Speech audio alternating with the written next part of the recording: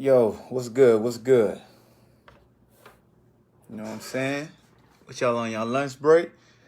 Talk sports real quick. You feel me?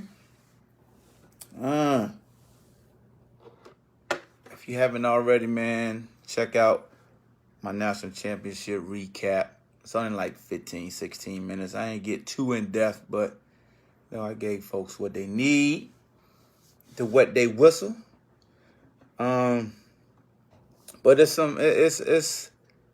with Alabama winning the national championship, man, a sports narrative is reappearing that really gets on my damn nerves, that I think is so contradictory, and I just don't understand it. And it makes me think that the people who drive this narrative probably never really won when they competed in something.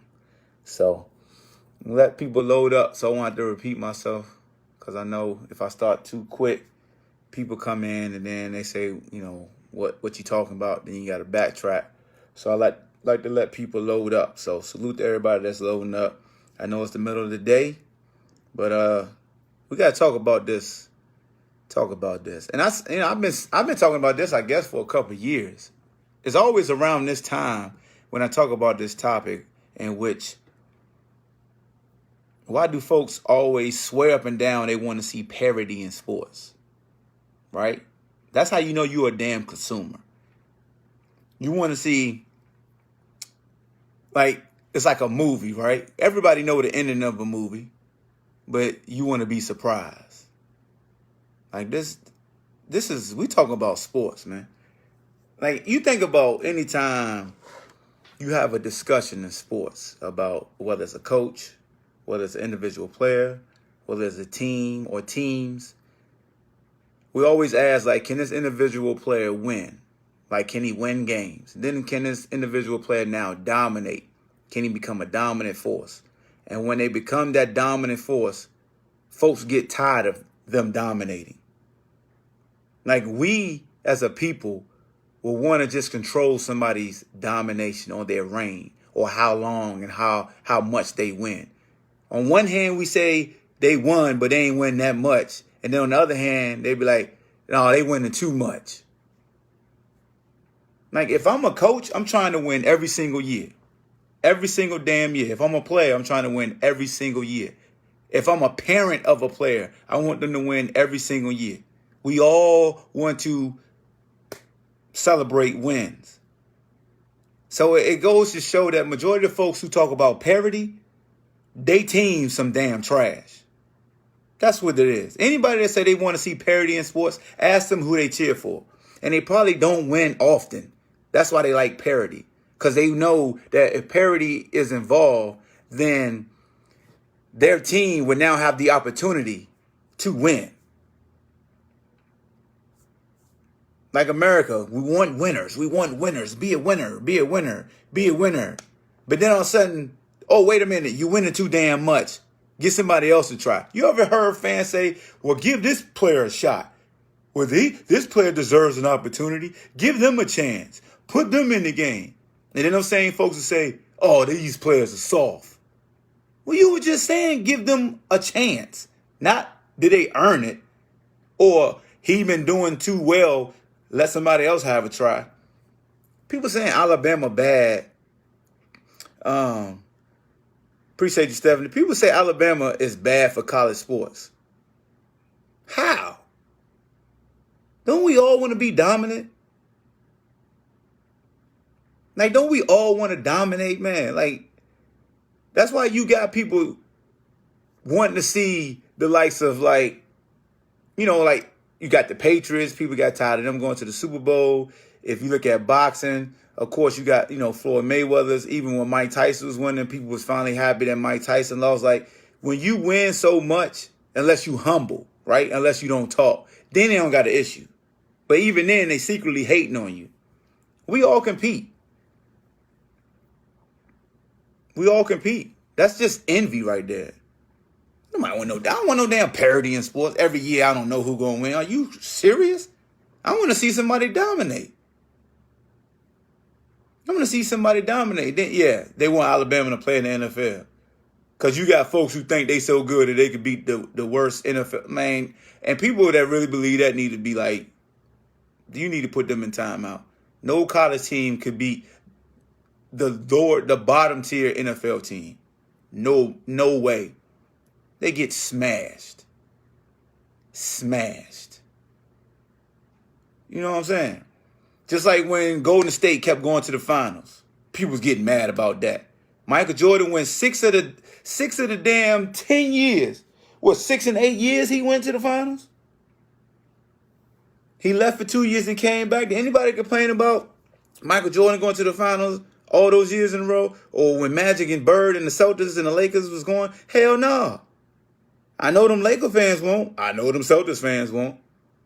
People swear up and down parity. It's parity in sports. It's never existed. It's always been like the same bunch of teams that's dominated in each decade. Go check it out. I ain't lying to you. Go check it out. I'm talking about basketball now. In college sports, you may get some parity. You may. But these young individuals smartening up. Like Devontae Smith said yesterday in his interview, this is why you come to Alabama. Because you know you're going to have a chance to win a national championship. If you're a top flight recruit and you want to win, you go to Alabama. Or you go to a Clemson. You go to somewhere where they're on a big stage consistently. Because that's the type of program you want to build.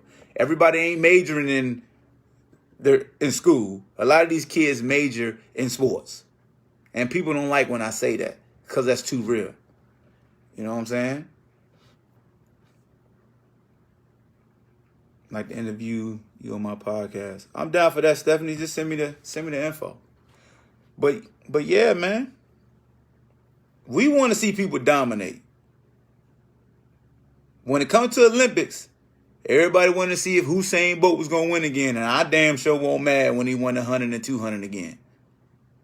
I won't mad when Michael Johnson was killing in the 200 and the 400. What? Ain't nobody want to see different people winning? Man, cut it out. Dominate. Just like I'm going to tell you, you dominate whatever you want to do. I want to see you dominate. Keep winning. Keep busting heads open. Keep being the best. Because that's what we all wake up to do. To be the best. And to be consistently the best. Nobody just want to be one of the few. Or one of a lot that's in a pack. Parity in sports. We need some parity. Ask them who they team. Just ask them. Because somebody's team that's dominant ain't going to tell you they want to see parity. I tell you that much. Ain't nobody out there practicing all those hours just for some parity. Hey, man, we won last year. Let's train all year to let somebody else win this year. Make it fair. Yeah, okay. Yeah, I'm going to lift all these weights and deprive myself from fun time and stuff just so somebody else can possibly win this year because they're tired of seeing us celebrate. That's loser mentality, man. I'm sorry. If that's disrespectful, it is what it is. But that ain't going to be the kid. The same people don't ask their kids to make lower grades in school so we have parity in the classroom. Yeah, somebody always been first in their class. You think somebody telling them, hey, man, get a B. Let them be first in the class this year. You done had it too much. Hey, man, you making too much good music. Don't make music. Let somebody else be on the top of the billboards. You being too great of a human being and motivational speaker. You need to chill out and let somebody else get in your position. Like, just think about that, man. We got the audacity as a consumer to try to dictate that somebody winning too much. Just like with salary cap in sports. Players can really load up and play on the same team and win if they really wanted to. They just gonna make sure they get their money. My man Kurt said, Hawk, you know I'm a Buckeye fan, but players ain't coming in to play in 30-degree weather. They staying in the South. Hey, you ain't lying, boy. If a player could stay in warm weather all year round and win, shoot.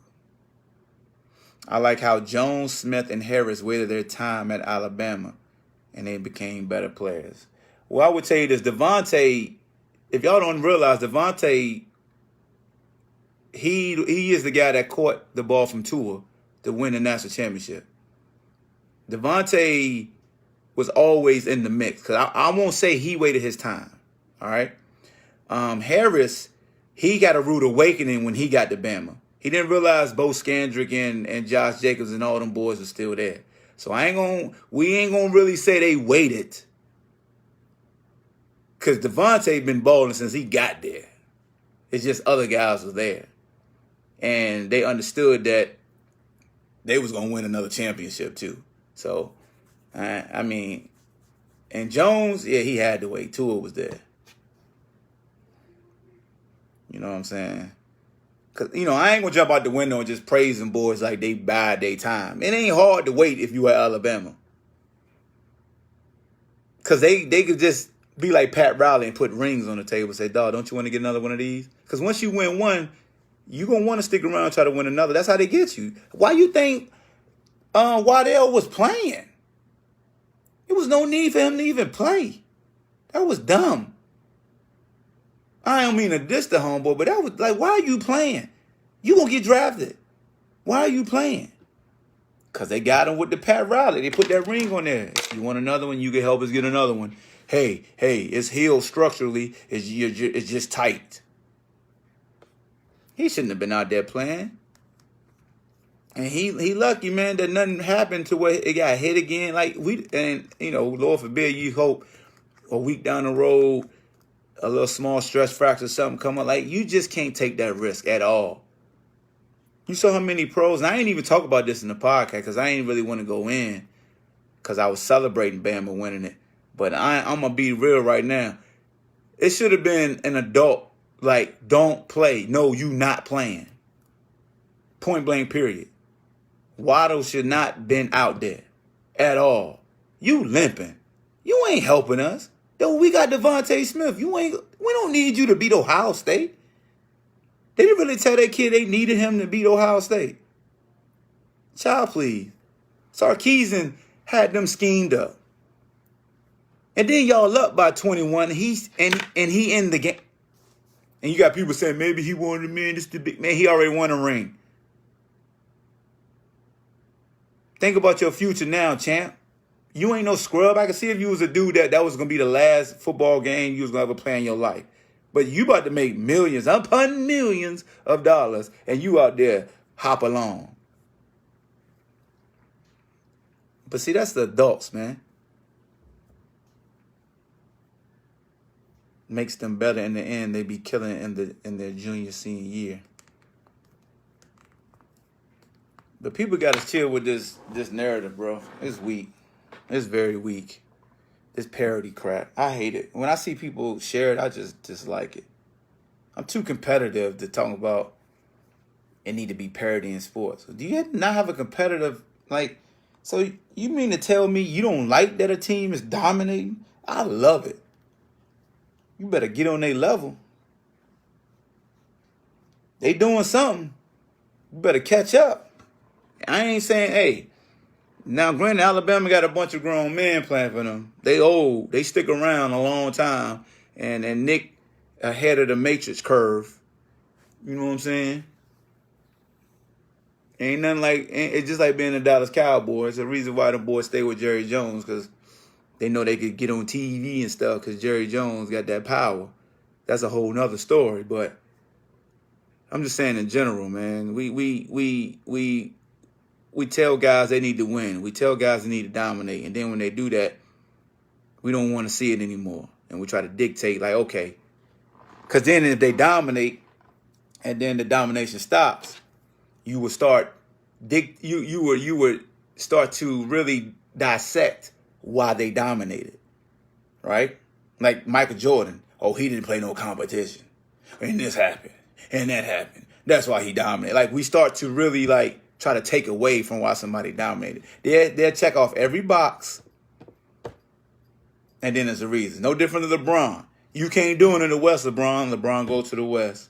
Then he went. Oh, it was the bubble. Oh, it was this. Sometimes you just got to drink shut the hell up juice. Like they answered your call. Everything you said they couldn't do, they did it. They rose up and they did it. That's why people expecting, like, Steph Curry going to have to show he could win this year with Draymond Green in the group he got. If he don't make it to the playoffs, people going to say, I told you. It's just because he had Clay beside him. I'm telling you what's going to happen. But people don't like when I talk like that because they really think I'm hating. I'm telling you the narrative that's coming or that is there. Just telling you. Everybody can't be the guy. Some people strive, and you respect them for trying to be the guy, and they fail. So we would joke guys like a Scottie Pippen for being a sidekick. But when you got a sidekick that identify that he a sidekick and want to be a lead dog and want to see if he can win as a lead dog, we would joke them for stepping out to try to see if they could do it themselves and kill them when they fail. But we joke them for accepting to be second fiddle and riding coattails. I'm confused, bro. I get confused. My man Kurt said, I hate when people turn team sports into an individual player. It makes zero sense. It does. But we know what pushes. You know, Kurt, we in this business. We know what generates traffic. We know what causes clicks. You got to create conversation, whether it's real or fake. You know, the Skip Bayless of the world have mastered that. And the real ones, they get left in the dust. The ones who bring up real conversations and have that real talk aren't as attractive as the trolls and the people who embellish things, because embellishing is the way. Gossiping will always thrive in this world. People rather hear gossip versus the truth. And when you debunk the gossip, they say you caping or they say you defending. That's what we do. Because if somebody believe the gossip and they run with it and they having fun because it's fitting their stance, and you try to combat that and be like, hold on, I don't know if you want to do that, they're going to say you defending or you caping just because you got a different standpoint than them. And then it causes the two parties to go head to head for no reason. Because both parties got different mindsets. And it's in respect. But then it turns to disrespect. Because the competitive edge come out. No, I'm right. No, I'm right. I don't give a damn. Look, I tell people all the time on my platform, I don't give a damn what you think. I ain't trying to change the way you think. You could think you right. You could think you speaking facts. To me, it's just opinions. But you could think you speaking facts. You could think everything you say is right. But your shit ain't law to me. And that's what be pissing y'all off. Because I don't care. Because I'm going to just say my piece and keep it moving. And people will try to get you to engage in that ignorant lane. And Petty Hawk will come out and he'll engage in the ignorant. And, you know, he'll be ignorant. He likes to be ignorant. You know what I'm saying? Sometimes it's fun to be ignorant. It is. It's fun to be ignorant sometimes. Because sometimes you got to remind fools like, bro, ain't nobody soft. Ain't nobody a sucker just because they're respectful. Nobody's a sucker. All right? Let's get that straight. Nobody's a sucker. They just be respectful. They're being an adult. They're staying professional. And they're just showing you respect. They respectfully just back away and just chill. It just is what it is. But a lot of folks, you know, it's social media. Them thumbs is brave. And they start talking and typing. And you just got to look at them like, all right, I'm speaking facts. Facts. It's a damn opinion. People don't even know the difference between a fact and an opinion. You know what I'm saying? You got, and look, I ain't faulting people that I interact with on social media, because you got folks in higher positions that do that. So it's learned behavior. Everybody swear up and down they speak fact. Look, bro, I just give my opinion. Me, BallHawk. I share my thoughts, my opinions. I ain't gonna be out here talking about, I'm speaking facts. Y'all lying. I don't get it. Look, man, I don't get into that mess. I'm just going to say my piece and stand on it. Stand on it. 10 toes down. If somebody asks me, did I say something? Yep. And they don't expect that response, right? When somebody say, I heard you said this. Yep. You ever notice that when somebody asks you something and you could tell they want you to try to lie, but you be like, yeah, I said it, and you look them dead in their face and they looking like Bilal from House Party when he ran up on Chill because he kept bumping the turntables. That's just how it be, man. Stand on your 10. All you parody folks out here, you should be ashamed of yourself. You losers. That's just my opinion. I ain't saying in fact you're a loser. I just think that's a loser's way of looking at things. Oh, we want to see different teams win. We're tired of Alabama. We're just so tired of them winning. God damn them. Why? Why does Clemson keep winning? Goddamn Sunshine, and now they got the other quarterback. I'm tired. Come on, man. Appreciate greatness. Appreciate it. In that aspect. And then find out what the hell they doing. Like, what are you doing, Nick Saban? My man Robert T. Green can tell you what Nick Saban doing. You might want to copy that model. It's out there for you. You might not, you might catch some flack, but it's there. Just like everybody mad at Deion Sanders right now. Deion Sanders got all these kids going to Jackson State, man. He ain't gonna be there, but look at that. They hate that, huh? People dislike influence when they can't. When they want that influence. That's envy. They want that influence. Michael A. McFadden, what's good with you, baby? They want that influence. Look, man, I make it a point to not envy no damn body. And if I feel like my approach is showing that I'm becoming envious, I need to pray for myself and be like, why am I envious? Why? Why am I hating on them being great? It's a difference between the product versus the individual. Like, if you got an issue with the individual on some personal joints, that ain't envious. That's something that's deeper than rap. But with the product on the field, if Alabama going to the national championship every year, I'm going to be right there looking at the talent. Saying, woo, boy, they keep getting it. They doing something. He keep having, and look, Nick Saban doing something. He had former head coaches become assistants under him. How many former head coaches has become assistants like that? Like, you put your ego to the side. Because he shows he a springboard. Lane Kiffin, remember he had that issue? He came there, springboard, got a head coach guard.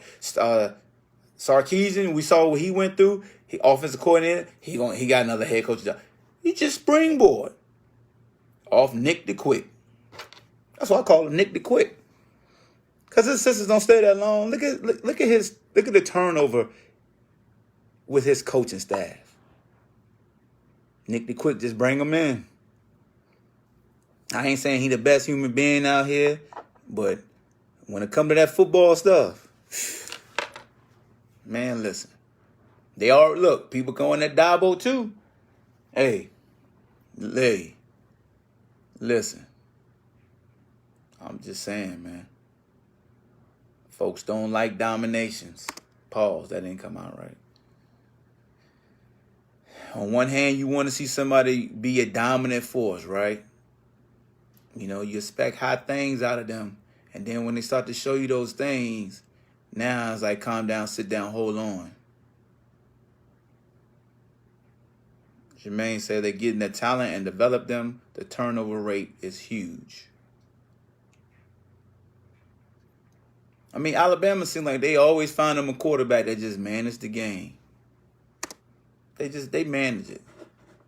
Like Mac Jones, just manage it. You know what I'm saying? 80% completion rate on the college football playoffs. Think about that, bro.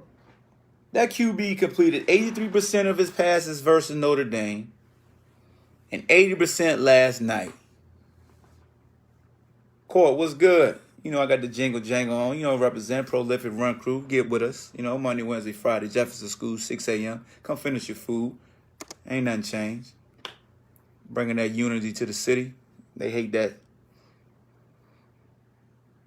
I'm just saying, man. What was I saying?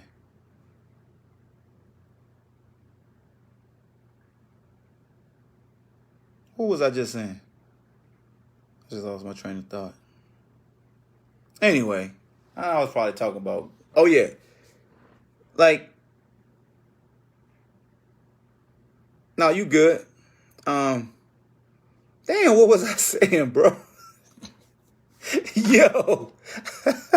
That's how you know sometimes the spirit just grab you. Hey, talk about this. Hey, but yeah.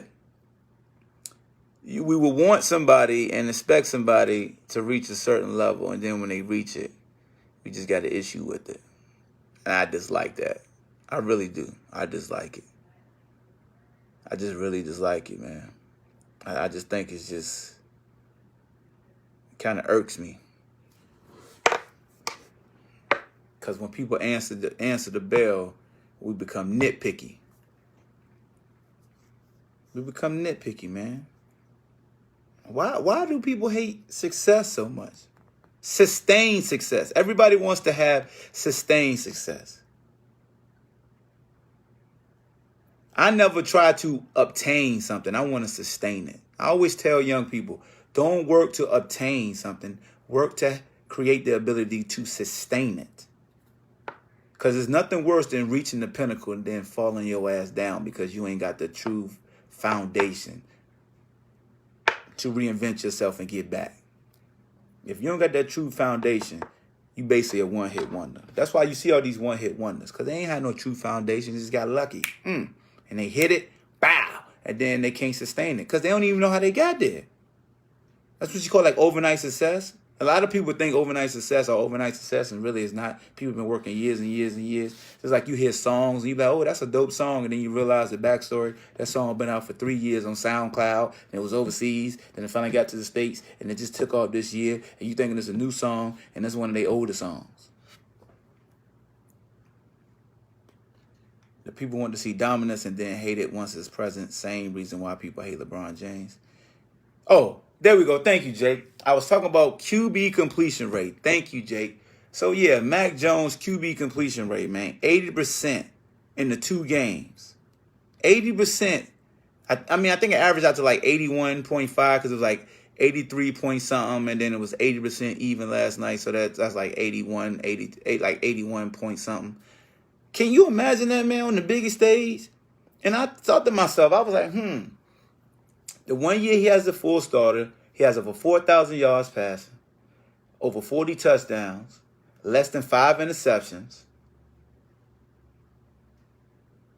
But he's an Alabama quarterback. Where would you draft him? Got Justin Fields. Highly touted. But with the demise of Dwayne Haskins, now he's looked at as an Ohio State quarterback. Sunshine played at Clemson. Deshaun Watson doing well. That helps his case as a quarterback from Clemson. You look at Alabama, being an Alabama quarterback, don't really bode well for you in recent history. I know Tua got drafted high, but Ryan Fitzmagic just came in for him, So then you look at Alabama running backs. Harris is dope. I think he's the most complete back out there. And the good thing is that your boy King Henry, he's balling. Jacobs is balling. So it's like when the Miami Hurricanes were spitting out running backs with Clinton Portis and Frank Gore, Edgerrin James, and Willis McGahee. It's like pipelines. Like when people come to schools, they look at the predecessors, the people before you. What's helping Devontae Smith? Well, first of all, Julio laid the groundwork currently to have anybody respect receivers from Alabama. And then from Julio, you had Amari Cooper. You know what I'm saying? But then you look at Judy and Ruggs and all them. So that helps their case. So I done went a whole nother tangent and telling folks that guys before you can affect where you go in the draft. It can overvalue or devalue. Just like Ohio State, the DB number 24 that looked like he was running slow and getting beat, they got him as a first rounder. It was no different than last year, the boy from Clemson that was getting bombed on badly by Chase and Jefferson. That I think he played for the Falcons now. He still went first round, and I never thought he was a first rounder, but it's like, get your money.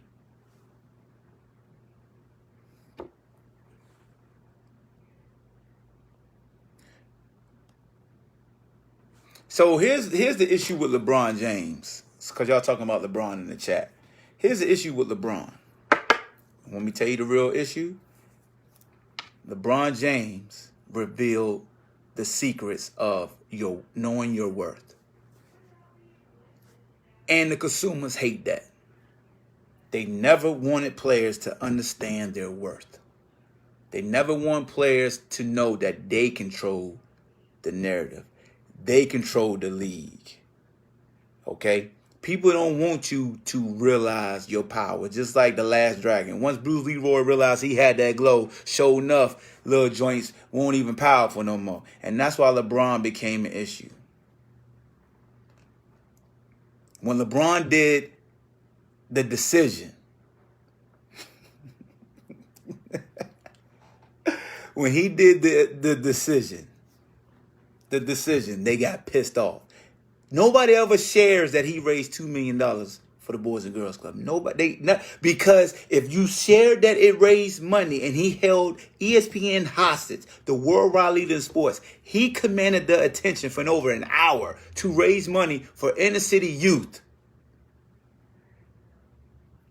But the narrative is he showed arrogance by announcing that he was departing Cleveland. Pay attention to what I just told you. If anybody else, any athlete in the world would have took ESPN hostage to benefit inner city youth and raise over $2 million, people hate the truth. And LeBron started telling guys, yo, these are the type of contracts you want to get. Started sharing too much information. Also, he showed, hey, if you take a little bit off your salary, you take a little bit off your salary, you take a little bit off your salary, we could all come together. We could be the GMs. People hated that. Oh, they're teaming up. Oh, they're going to play with their best friends. No, they're so whack. Who does that? Who just teams up with their friends? We all team up with our friends. What? You don't think if I'm making millions of dollars and my homeboy play for that team, I ain't going to join up with him so we can win a ring together? Is you crazy or is you dumb? Because I do it for free playing pickup. You don't think I'm doing making millions? I'm putting millions? And y'all be out here really screaming in the face, oh my God, I can't believe KD left OKC and went to Golden State. That's the softest move because Stephen A. Smith said it. Stephen A. Look. Don't let these people fool you, bro. This is a business.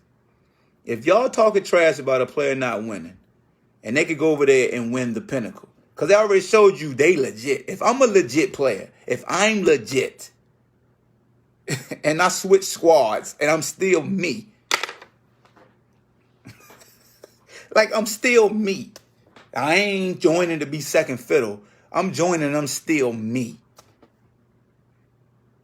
So on one hand, you hate this, and then y'all hate a dude like Kyrie, who left a perfect situation. Because y'all be the first ones that say he can't win on his own. So when he tried to go win on his own, people talking shit about that and laughing at him. But y'all be the same ones be telling people go be an entrepreneur when they got a nice little corporate job. And you be the same ones that laugh at them for going to be an entrepreneur to work for themselves because they wanted to be their own boss. So, but I'm making too much sense, right? Y'all don't like when I'm talking like this. I'm making too much sense. It's hitting too close to home. I know it's different. It's just sports. But, you know, when you start speaking that truth, people get pissed off like my man Robert T. Green just said. People hate that. And I ain't in this field just to be pumping fake stuff. There's enough fake frauds out here that make millions talking behind the mic. I can't do that. I can't sell myself talking some fake-ish. I'm going to get it being me. Whatever the universe say I need to get, I'm going to get. But I'm going to make sure I'm me, 10 toes down, true to myself. But the stuff they be saying, no. LeBron is everything right for pro sports. Everything right. Everything. The world gonna always show you the truth. They stormed the Capitol, lady got shot. People saying, why y'all ain't talking about the lady got shot? You ain't talking about the lady got shot. But they ain't talking about the other lady got shot when she was asleep because they swore up and down she was a part of a drug deal. They tried to identify every bad person that was in her life to justify her getting killed while she was shot. But you got people storming the Capitol. Unfortunate death happened where the lady got shot. But you don't see them trying to demonize that lady. But you got people jumping out there. Why y'all ain't talking about this lady? Y'all talked about that lady. And they compare the two. But that's too much truth. And people ain't going to like this. Huh? What we doing? What we doing?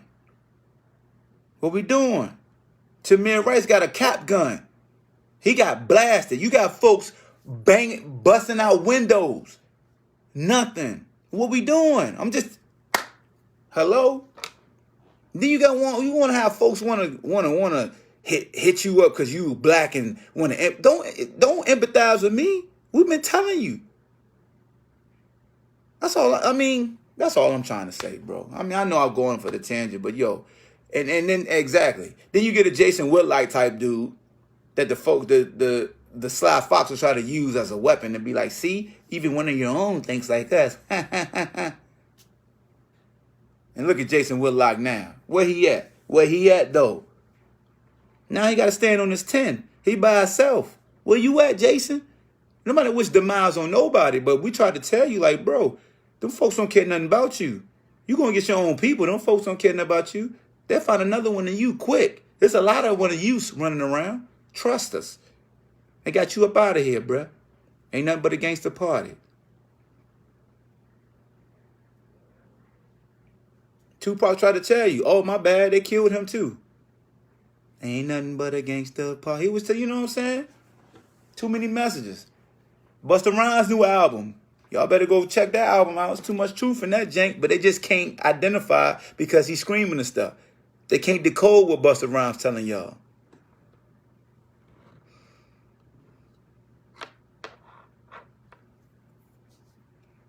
Telling you, man. They suppress the truth. I've been telling y'all this. I've been trying to, peak game to y'all for years, bro. Like I tell you, I pay attention to when I get a lot of traffic on a video and when I don't get a lot of traffic. It was that. Remember like a year and a half ago when I came on here and venting because this one dude got out of pocket and Petty Hawk wanted to show him these hands. It was like over 200 people that was on the live. When I said, yo, you got to come see me when you see me, and I was talking real violent, and I was showing him that Nupa News side of me, and I told him how black his eye and stuff, it was like 200 people in a live, quick, pew, pew, pew, pew, pew, because it was negative energy. It was negative energy. But when you speaking that truth and it's positive and it's bringing these fists for something positive, anytime you try to spread truth for unity, it ain't gonna reach a lot of people.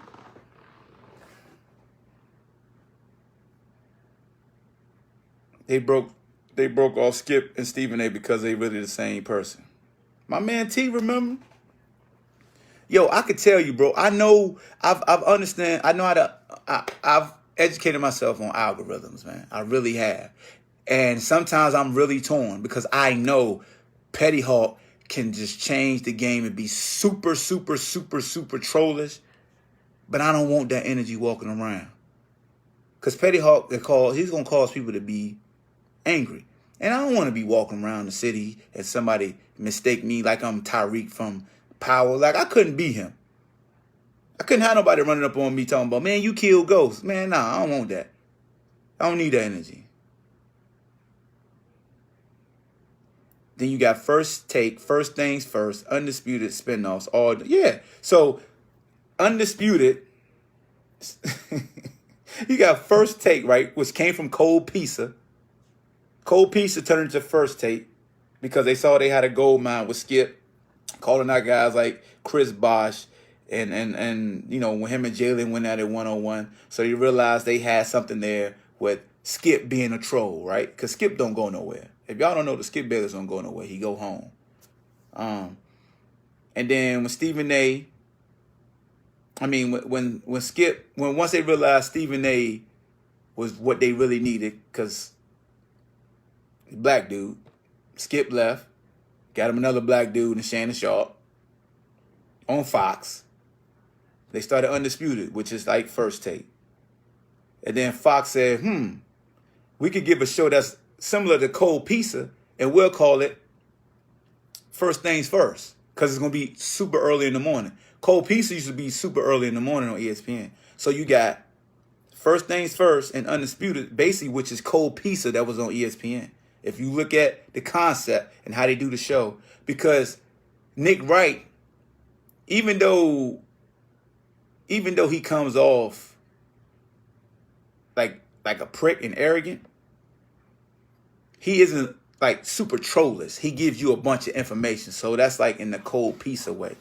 You know what I'm saying? Him and Chris Carter or any of their analysts, they still gonna keep it analytical in a sense. So that's why you got that half right before Undisputed. Then Colin Cowherd is Colin Cowherd. Colin Cowherd like Joe Rogan. Colin Cowherd is his own, like he is I and I am him. That's Colin Cowherd. Like he can go anywhere. Colin Cowherd should have did a Joe Rogan. Like he really don't need to be on TV. He like Jim Rome. Like Colin Cowherd is basically Jim Rome. Like Stephen A. Smith tried to be Jim Rome when we had AI on there crying and he had Kobe up there. Like Stephen A. had his own show, but he was being too, you know what I'm saying? And you can't be, you know what I'm saying? So Stephen A. Smith found his lane trolling Cowboy fans. Once Stephen A. really started trolling them Cowboy fans, that solidified him. He's safe. Holla at your boy. Like, you don't have Stephen A. Smith talking football. I'm sorry. You won't do it. Can't do it. That's like me trying to talk about baseball. I can tell you who can steal a base. Yeah, like Robert T said, all those shows do say the same thing. And there's so many shows now. It's amazing. When I first started podcasting in 2013, 2012, it wasn't a lot of folks podcasting, but and people was like, want no money in podcasting. And now look at them. It's millions in podcasting. Because people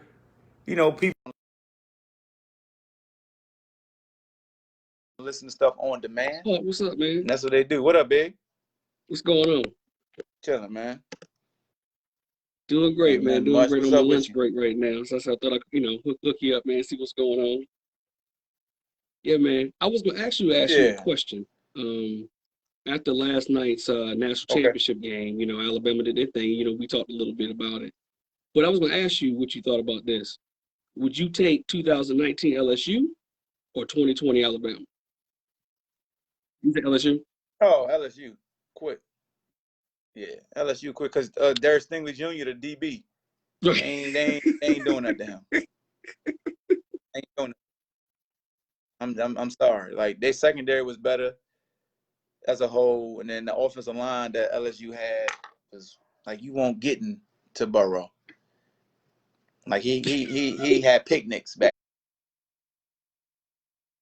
there where he threw the ball. You know what I'm saying? So I'm gonna just keep it a stat. Like LSU team last year was far more impressive as a whole. No, I'm not saying that Devontae ain't better than Chase or Jefferson, but that's still a toss-up. Right. Because Waddell is hurt. So you just got him by himself, and you got Moss' son at tight end. That's a juggernaut offense. Right. That running back too. That play for Kansas City. Yeah, they had weapons everywhere. From top You're right. to bottom. It's basically. Yeah, this was crazy. They safeties and their corners. And Moss was the fourth best weapon they had. Yeah, that's what I'm saying. That's why, when that's why I do like when people compare teams, because you really got to start appreciating both. Like, you really break down both sides and you have a better appreciation for the teams, like when you stack them up. And this Bama team was good. Mm-hmm. Don't get me wrong, they were good. But it hit at the right time. And it hit at the right time. Like, we all could play hypotheticals, but at the end of the day, they won it. They smashed. Yeah. But that and you're right. If you look nice. at that matchup, LSU's offense would destroy Alabama's defense. Like they would have no Alabama would have no answers for those cats. None, bro. Like none. I'm sorry. Like, yes, they would have got some stops. Don't get me wrong, but Jefferson and Chase, please. Let's certain them try to press them all game. What? Are you serious? Both of them? And like I said, Derek Stingley Jr. has been right there, and I ain't taking nothing away from Devontae. He nice, right? But Derek Stingley special. Special. You may get some on him. Yeah, you will get behind him occasionally, but he's gonna pluck something too. And then Marshall too. You forgot about Marshall too, the other receiver LSU had. He was the third best receiver they had behind Jefferson and Chase. So I'm like, yeah. I mean, they got two good corners. They got two safeties. A lot, man. I think you picked it right though, because even asked Saban last year after they played him, he said they have no weaknesses.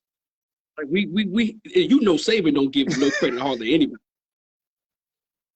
Oh, check this out. So they played last year, right? Which Alabama team you think was better, last year team or this year team? Now that's a really good question. I would too, because I would say last year team. You still had. I mean, Waddle was basically the full best receiver behind Ruggs, Devontae, and Jerry Jeudy. And Tua was still there too. And I told people last year, I said, if Alabama had found a way to win that game, they would have ran the table and won a national championship. Because I mean, they gave up. Burrow got 46, but Alabama scored 41, and it came down to the wire. So you're right. Alabama's team last year actually had a better defense and was better overall than probably even this year's team. Yeah. Let me look up this. Let me look at okay, what they did last year. The stats from last year's game. Hold on, let me move this over. So Burrow had 393, 3 touchdowns.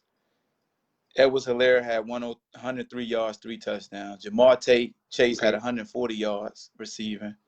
Jefferson had 79 yards receiving. And then Helaire had 77 yards out the backfield. Moss had 46 yards receiving. Okay. So let's look at what Bama did.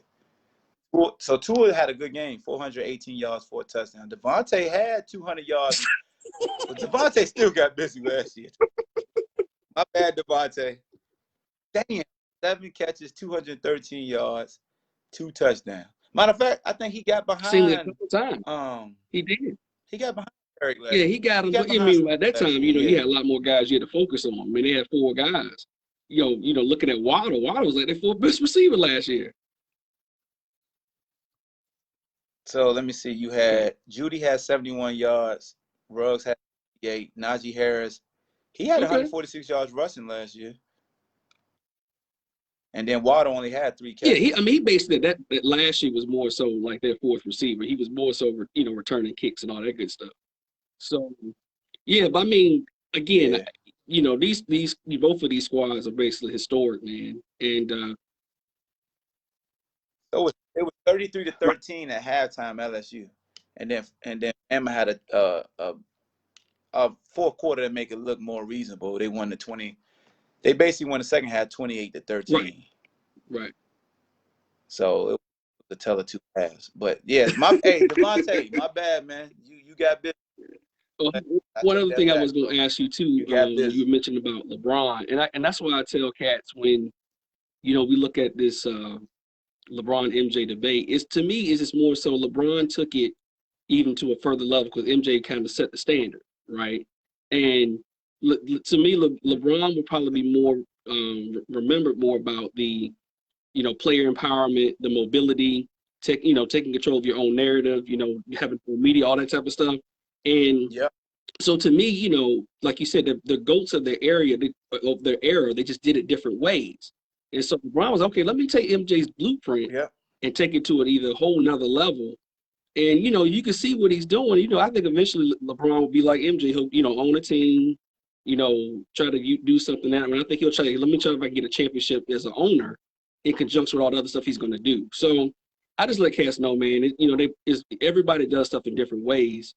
And so, but they still have, impact in different, and they still have impact too. Yeah. Yeah. No, that's a fact. That's a fact, man. Like you take what the predecessors did before you and you elevate the game, and that's what Bron did. Because back then, player empowerment wasn't really being taught, and it wasn't really allowed. Like Tom Tatum was the first unrestricted free agent, the guy that could move around and like people always say, well, Mike didn't do this, Magic didn't do this. Like the organization did their job. They didn't have to. They didn't have to. So if you got the ability and the power to move on your own, I would expect any and everybody to practice that and do that. Like if you at a point in your career where you are the league in a sense, because if you the face, if people say you the face, you the cash cow, then you got the power to make those moves. You exercise. Why wouldn't you exercise those? And I just don't understand why people get so frustrated when a player exercises their power, because they don't want players to do that. Exactly. We're big in, we're big in fans. And what's crazy is we're here arguing about whatever, and these guys are both, millionaires and billionaires. You look at the owners, billionaires, the players, millionaires. And it's like, look, they gonna all make money.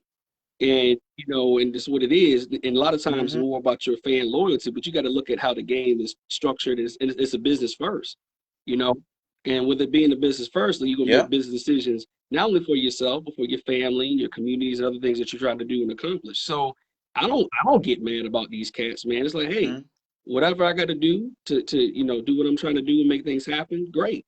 But I'm always appreciative to see how they get back to the communities and how they really, look over and say, hey, you can do stuff more than just, sports wise or whatever. We see what the NBA, accomplished in the bubble. Being on one knee, the social injustice, stuff like that. Like, look, we're not playing until we get these things done. And that to me is where you see, okay, we learned from Muhammad Ali, Jim Brown, Kareem Abdul-Jabbar, all these guys in the 60s and 70s who had that power and impact as well, did it in a different way. Here's what we do it in our time. So that's the stuff to me that makes even more impact, because like it goes past sports. It goes through all of life. Yeah. Yep. Yeah, but and you got the folks who say, well, sports is a getaway. Well, I'm glad that you can get away from reality, but some people can't get away from their reality. It just don't work like that. Don't bring it into the sports because it's supposed to be my getaway for a couple hours, and life don't work like that anymore. I'm sorry, it just don't. You just can't have it your way all the time.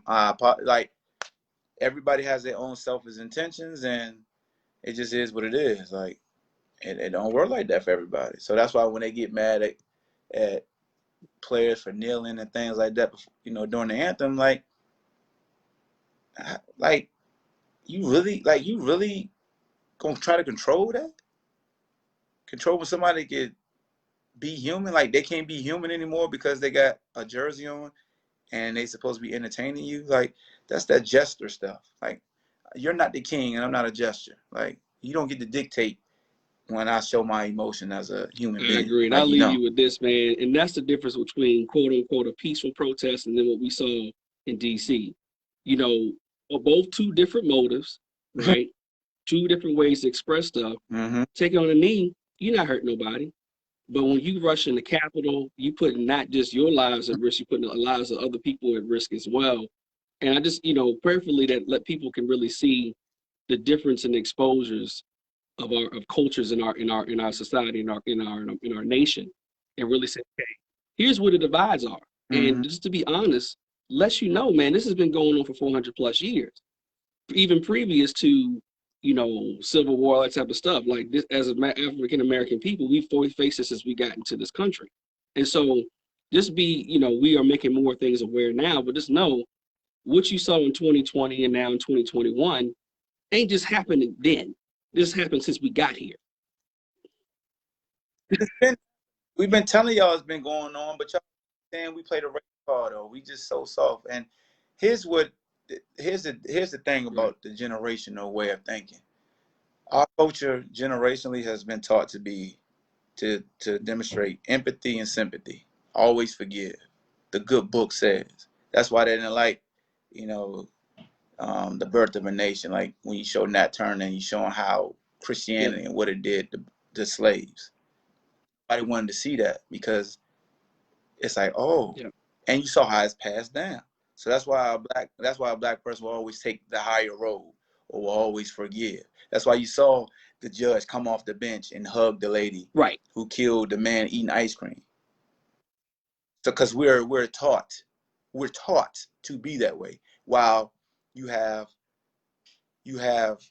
Caucasian folks who are taught to talk down, but then you got some Caucasians who are breaking that cycle and seeing that this is wrong.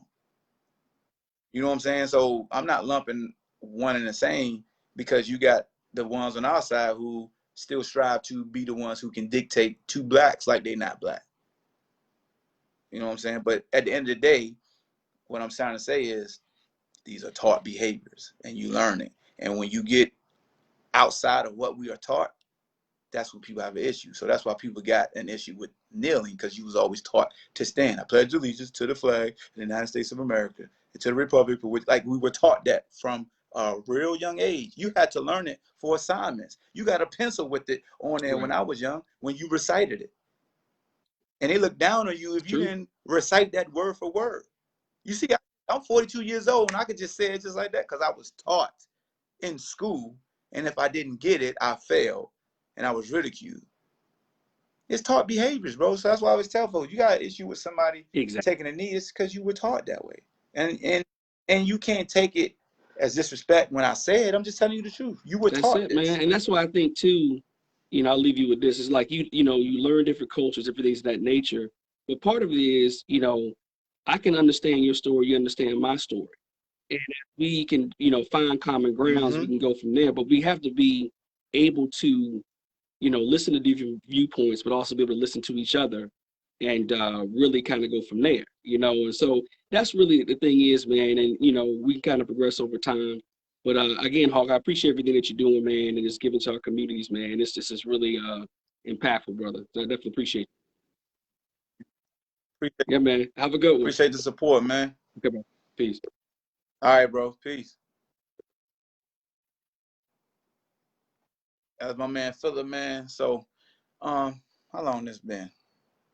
All right, so we coming up on the hour. Got like 4 more minutes. But just to recap, this episode started off, just talking about parity and the mindset of, like, why do you really want to see parity in sports?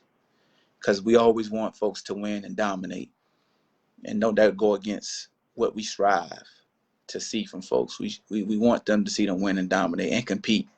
And if you have parity, does that really mean the competition is better, or we just happy that we don't have consistent winners? Like, if you have parity, can we truly say somebody's consistently winning? Because what's the definition of winning? Is winning just winning a lot of games, or is winning it all? Because I always hear folks say, well, so-and-so's a winner, but they ain't really won nothing but games. They ain't never won no championships. They won a lot of games. The teams they've been on got very good records. They got very good winning percentages, but they never won the big one. So you want somebody to be a winner, they become a winner. Then you want them to be a champion, they become a champion.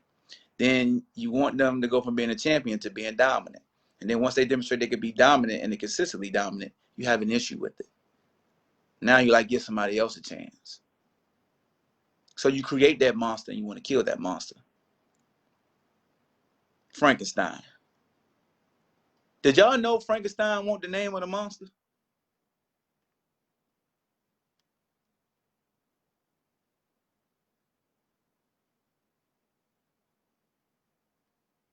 It blew my mind. And maybe I'm wrong, but I could have sworn somebody told me Frankenstein wasn't even the name of the monster. Winning, gaining, resulting in, or relating to victory in the context of competition. He gave me the definition. Am I right? Frankenstein was the name of the monster, right? I know I ain't tripping. That was the name of the doctor. What was the name of the monster? Yeah, Victor Frankenstein, a young scientist.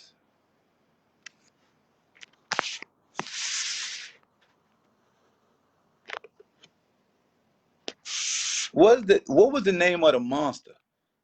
Anybody know that? And see, that's this whole time they had you thinking the damn creature was Frankenstein. People say, man, he looking like Frankenstein. What do you mean, like the doctor? Because the damn beast won't Frankenstein. Oh man. His name was just the creature. Yeah, right here, the creature, Frankenstein's monster. His name was just the creature. So anytime somebody look crazy, call them the creature, not Frankenstein. Run tell that. Man, listen. Yo, that's crazy that just popped up in my head. As y'all can tell, my equipment is gone. Because remember, I was sitting, my phone was sitting up higher. But they start getting here today, though. I'm like a kid in the candy shop. Boy, I can't wait. So today and tomorrow, all are supposed to be arriving. Yeah, buddy. Your boy gonna be like Dr. Frankenstein and be like, it's alive. The creature.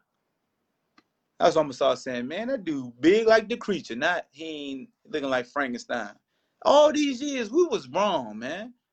Damn. Y'all got people out here screaming, look at him looking like Frankenstein, big self. The doctor is Frankenstein.